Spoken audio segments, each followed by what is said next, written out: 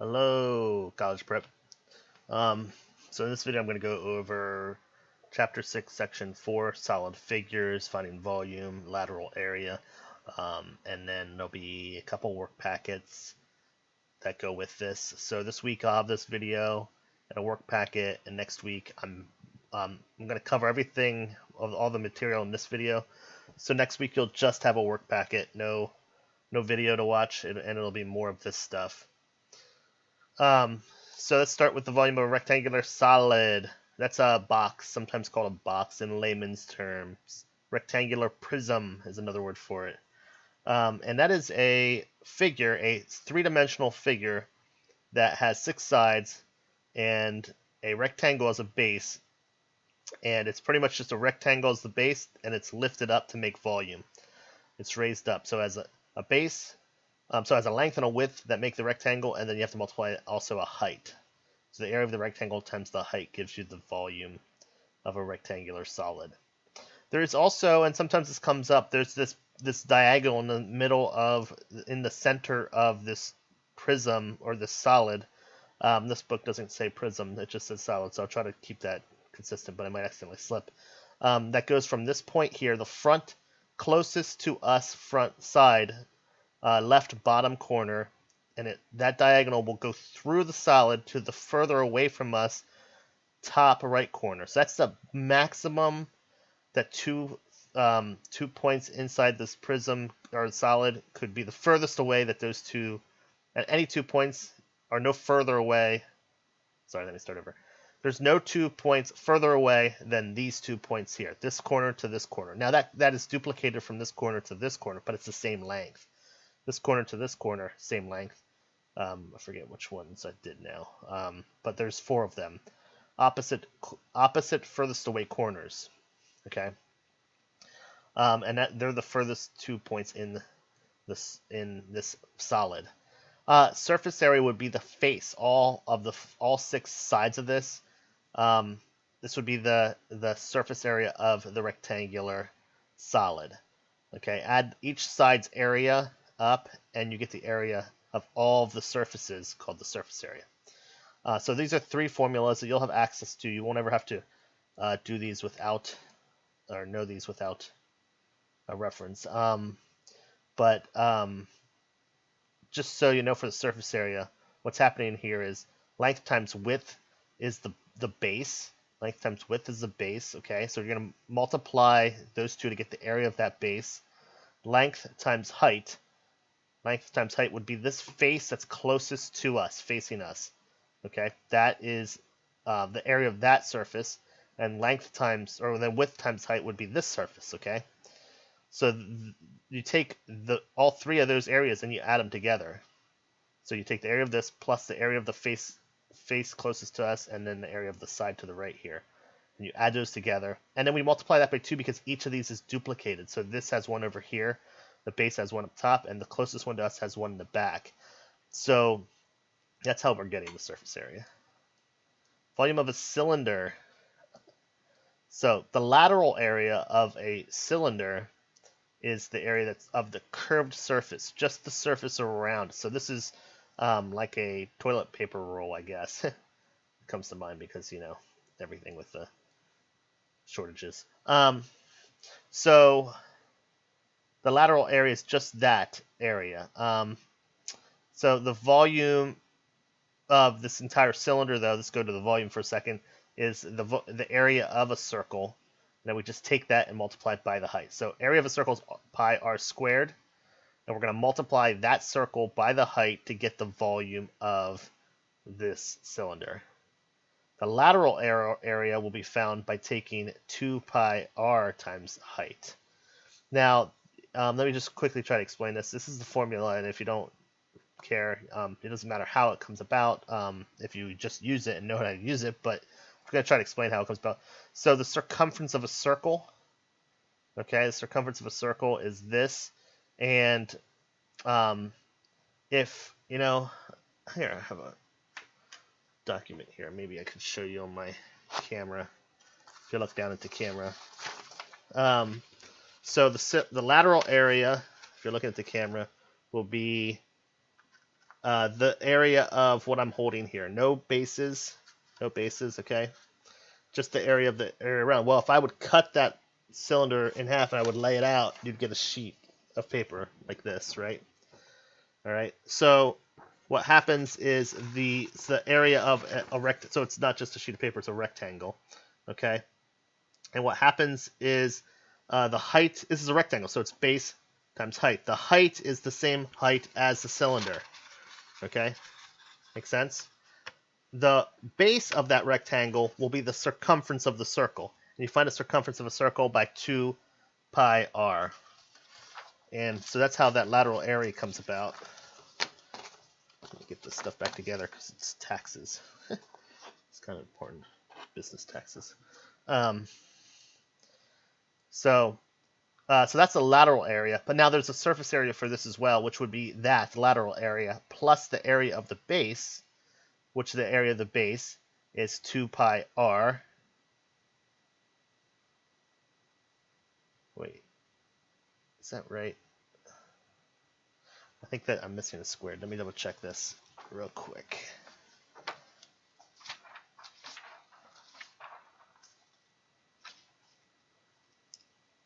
Oh, okay. Sorry, I got it switched. Yeah. Okay. I just got things. Okay. So surface area is the lateral area. This is the lateral area here. Okay. Plus the area of the base. Here the pi r squared is. Pi r squared is the area of the base. It's the area of a circle.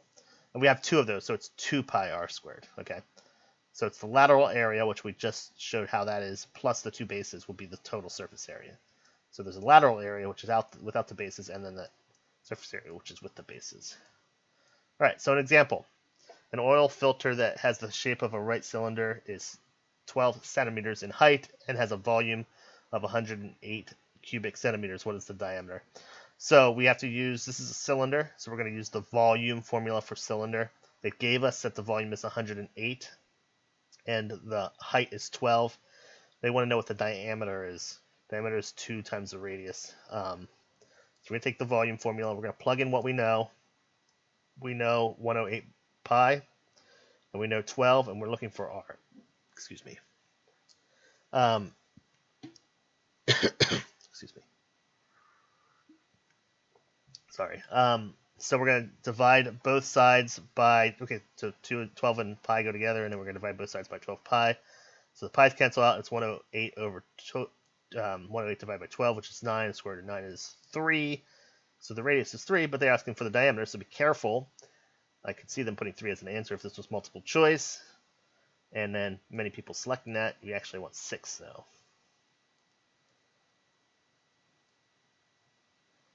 Okay. The coffee shop makes coffee in 5-gallon capacity urns and serves it in cylindrical shaped mugs with an internal diameter of 3 inches. Coffee is poured into each mug at a height of about 4 inches. What is the largest number of mugs of coffee that can be filled from this coffee urn if the urn is filled to capacity? So, and 1 gallon is equal to 231 cubic inches. So we'll have to take 5 times 231. I don't know that I do that right away, but eventually to find out how many are in this urn. But we want to find out what the volume of each mug is first. And for the mugs, just the mug, not concerned about the urn at the moment. We'll get to that in a minute. But just looking at the mug, we have the information that the diameter is 3 and the height is 4. Okay, diameter 3, height is 4. But we want radius because we deal with the radius and we don't have a formula for diameter. But we can find, and we don't need one because we can easily go from diameter to radius. Radius is half the diameter. Diameter is double the radius. So the radius will be 1.5. So the volume of one mug will be 1.5 squared, pi times 1.5 squared times 4. Which, there should be a times in between those. Let me put that in. As I said, there should be a multiplication. And there might have been one, it's just maybe it was really light. And so it's 9. So 1.5 squared is 2.25. 2.25 times 4 is 9. So 9 pi inches cubed is the volume, okay, of one mug. I don't have that labeled, but this is one mug. 5 gallons of coffee will be 5 times 231, which is 1,155 cubic inches. Okay? So the question is, how many mugs can be made of this? So we're going to take 1155 divided by 9 pi, and we get 40.8 mugs. Now, this is a situation, you have to evaluate the situation, because this is a situation where you're not going to serve 0.8 of a mug and have a happy customer. So really, we're able to serve 40 mugs, okay? Because you're not going to serve partial and then and the customer be happy with that. You have to do full mugs, right? Some situations you need to round up. This is a situation where you have to round down, okay? So this is just be aware of that. So 40 full mugs, and they do say full mugs, so a 0.8 wouldn't be full. So just be careful with that because they could make. Again, this isn't multiple choice. They didn't make this problem multiple choice, but 40 and 41 could be two answers, and many people might accidentally round up. So we're going to look at 3 other volumes and do one more example. Volume of a cone. The area of a right cylinder or a right circular cone, is calculated by multiplying 1/3 of the area of the base by the height. Okay.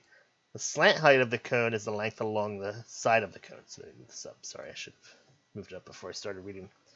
Okay, so we're looking at a cone now, and so this is a cylinder, kind of like a part of a cylinder. If it went straight up, it'd be a cylinder, but instead it's going up to a point.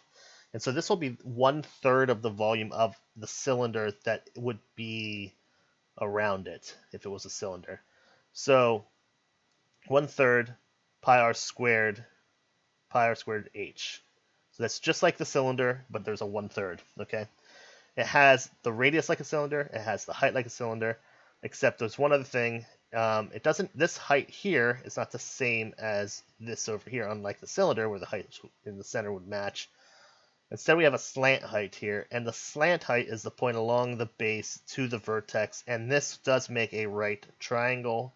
There will be times when Pythagorean theorem will be used here, I'm sure, because they like to do that in the SATs. So once you have a right triangle, always think Pythagorean theorem. Doesn't always work, but it isn't always needed, every right triangle, but sometimes it does. Okay. So my point with this is, I don't know if this is an example we did, or I've been doing bookwork also, but if they gave us a slant height, and I think this is the example we're doing, we could find the height if we know the radius. So let's see what this example is for the cone. Yeah, so here's an example. Find the volume. See how they give us the slant height. Be careful. They're not giving us the height. The height is in the center here, and we need to find that. We also are given the diameter 10 centimeters. So the situation is we need radius and height, neither of which were given, but both of which are findable, and radius should be very easy to find. Radius is 5, half of this diameter. How do we find the height, though? So once we know 5, this is 5, and we know this is 13, we have a right triangle, and we can use Pythagorean theorem. So here's a very rough sketch. It's kind of bad, actually. It's a little embarrassing. It's very slanted, but I don't have enough time to fiddle around with little sketches. So, but hopefully this will help you see the right triangle that's in here. This is a little bit laid out a little bit more. So we have leg, hypotenuse, 5 squared plus h squared equals 13 squared. 25 plus h squared is equal to 1. So we're squaring everything, 169 minus 25 both sides, and we get 144. So we're going to take the square root, don't divide. Take the square root, I must said divide. And the square root of 144 is 12. So now we have our height, and once we have our height, then we can go back to this volume formula. We have our r, 5. We now have our height, 12. Plug in, 5 squared is 25. 25 times 12 is 300. Multiply with 300 by 1/3. That's 100 pi.